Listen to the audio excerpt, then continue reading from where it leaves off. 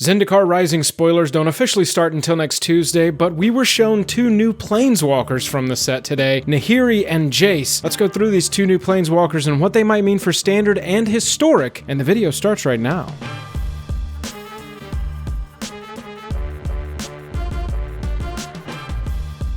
Special thanks to our Patreon supporters who power our channel. Check out our Patreon for monthly giveaways, exclusive content, and even a starring role in our fan fight series. Link in the description below. Hello and welcome to the day. Thank you for spending your time with us. Welcome back to another episode of Jake and Joel Are Magic. I am Joel. We're going to talk about Nahiri and Jace from Zendikar Rising. But first, if you like the video by the end of it, would you go down there and hit that like button, hit that subscribe button? It really helps us out, and it lets us know to keep making videos like this. Let's jump over into these cards. So we're going to start with Nahiri, Heir of the Ancients. This is the set art for Nahiri, and we were also shown the showcase art for Nahiri. So we're going to look at the showcase art while we go through this card. 1 white, 1 red, 2 other for a legendary Planeswalker with 4 loyalty. For +1 loyalty, you can create a 1/1 white core warrior, relevant creature token. You may attach an equipment you control to it. We saw a lot of equipment the first time we went to Zendikar, especially related to the core tribe, so it's very cool to see the core tribe and equipment back as a synergy, and it's also cooler to see the subtype warrior added to that. -2 to look at the top 6 cards of your library. 6 is not a short list. That is a good dig, especially for decks that care about finding a certain card. We'll go over that more later. Look at the top 6 cards of your library. You may reveal a warrior or equipment card from among them and put it into your hand. Put the rest on the bottom of your library in any random order. And -3, Nahiri, Heir of the Ancients, deals damage to target creature or planeswalker equal to twice the number of equipment you control. So a little bit of removal built in that can be used the turn that she is played, which I think is very cool. So we're looking at equipment, we're looking at warriors. Let's start with equipment because there is one piece of equipment that has overshadowed Standard from the aggro side, and that is Embercleave.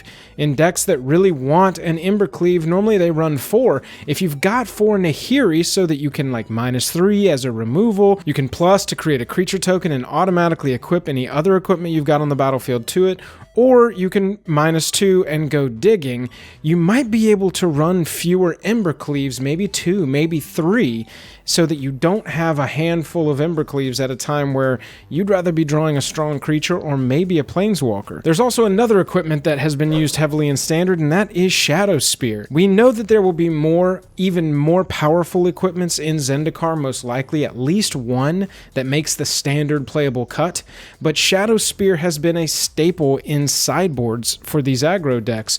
Equipped creature gets +1/+1 and has trample and lifelink, and you can pay 1 to have permanents your opponents control lose hexproof and indestructible until the end of turn. This is the kind of card you're going to want to be looking for to run in an equipment-based deck without even having seen the Zendikar equipment that is relevant. Now, there's one more rare and or mythic equipment in Standard right now, and that is Mace of the Valiant. 1 white, 2 other, equipped creature gets +1/+1 for each charge counter on it and has vigilance. Whenever a creature enters the battlefield under your control, put a charge counter on Mace of the Valiant. This card was a Brawl deck card, and so not a lot of people have seen it or played it, and honestly, in Standard, it's kind of wonky. It comes out on turn 3, it also costs 3 to equip. In an aggro deck, you probably wanted some really premium 1 and 2 drops, and so you've already missed out on charge counters, and you didn't want to wait to cast those creatures, so just so that Mace could get charged up. However, with Nahiri creating creatures when she drops, and it just says when they enter the battlefield under your control on Mace, they do not say when you cast. So with Nahiri creating creatures and automatically letting those creatures be equipped by an equipment on the battlefield, I actually think that Mace of the Valiant might have some play in this deck. So those are the rare and mythic equipments that we currently have access to and know are going to be in Standard after the rotation when Nahiri, Heir of the Ancients, is legal. Let's look at some warriors that fall into the same category, starting with Haktos. We've got a 4-cost 6/1. This card was super hyped when it got spoiled, but it has only really seen fringe play in Standard. But with the ability to search up warriors, this might not be a bad 1 or 2 of inclusion in your deck. I would say you don't want to stuff 4 in your deck, but you do maybe want to run 1, 2. Nahiri can go find it. I think that's pretty excellent as far as a target goes, but the most excellent target is obviously Winota. The synergy here is nuts. This card has been banned in multiple formats. Human Warrior, so we can go find it with Nahiri. That was always a downside of the standard deck that runs Winota, is finding Winota. When you find Winota, you probably win. When you don't find Winota, you probably lose. Nahiri helps us go digging and find Winota, and also that plus ability on Nahiri, create a 1/1 white core warrior creature token. That's a non-human, okay? That triggers Winota's ability.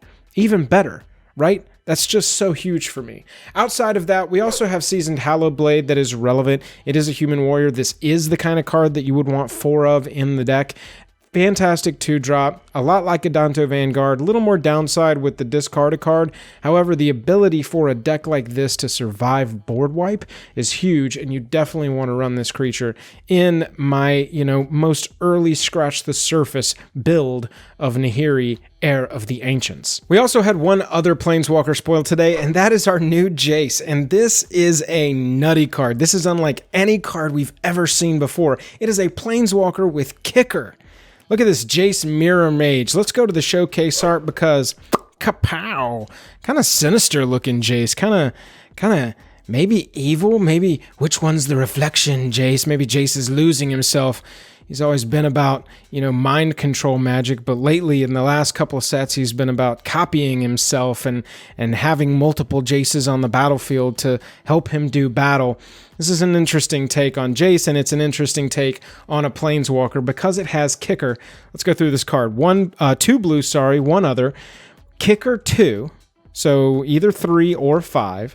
When Jace Mirror Mage enters the battlefield, if Jace was kicked, create a token that's a copy of Jace Mirror Mage, except it's not legendary, and its starting loyalty is 1.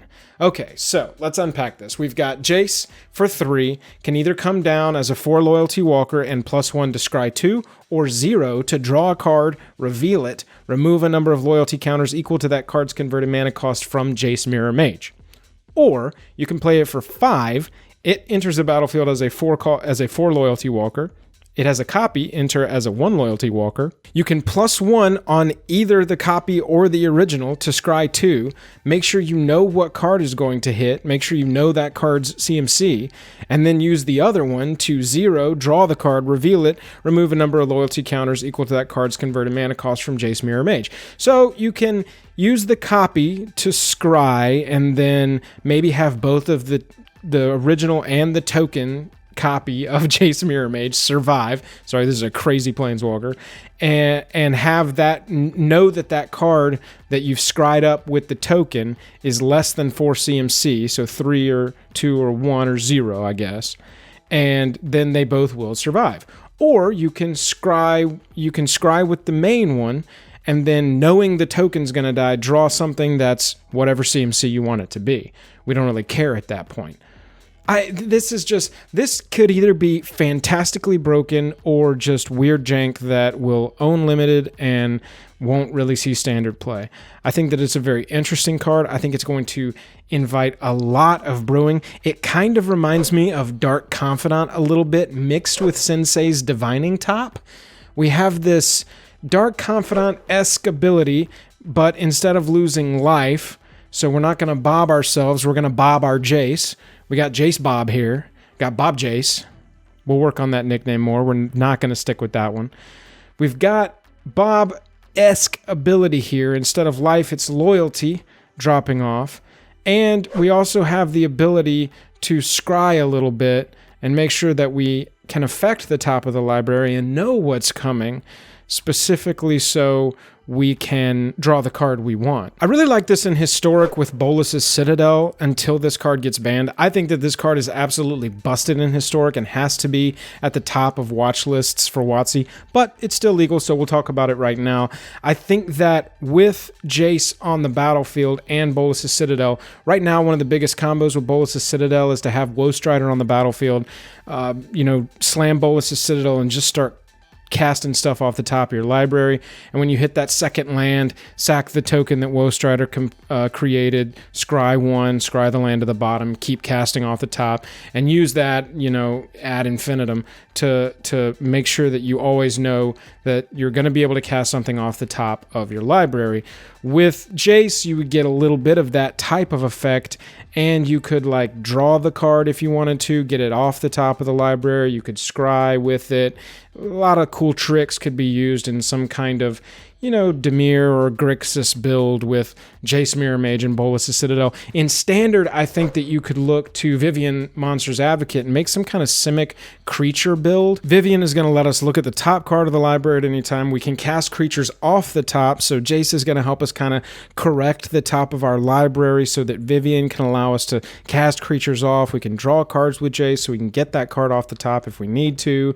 I think that those two go well in tandem with each other. It's very expensive though. Hopefully Standard, I mean in Simic we do have Uro still, and we've got some other ramp abilities with Cultivate, and so we're able to ramp that mana up to be able to cast stuff like this. But when you start doing that, you start asking yourself, is Vivien Monster's Advocate Jace Mirror Mage combo really what I want to ramp up to so that I can be casting creatures, I guess, off the top of my library, instead of just going with something like Ugin? Those are my first impressions of Nahiri, Heir of the Ancients, and Jace Mirror Mage. Let's close the book. Let me know what you think of these two new Planeswalkers. I've got to say, this set so far is pretty hyped. I giggled a little bit when I saw Jace Mirror Mage, a Planeswalker with Kicker. I think that's very inventive. And as far as Nahiri goes, the quickest summation I have of her is I'm loving how these Planeswalker designs are still pushed, but they're very narrow. It's very specific. Warriors, equipment. That's what this Planeswalker is going to help you do, but it does still seem powerful enough to see Standard play. Let me know what you think of them down below in the comment section. That's where the conversation continues. If you want to support us further, we have a Patreon. Link is down in the description below. Got monthly giveaways, behind the scenes videos, access to the Discord, all kind of cool stuff over there. Go check it out and see if you're a good fit. Other than that, I'm tapped out. I'll catch you later.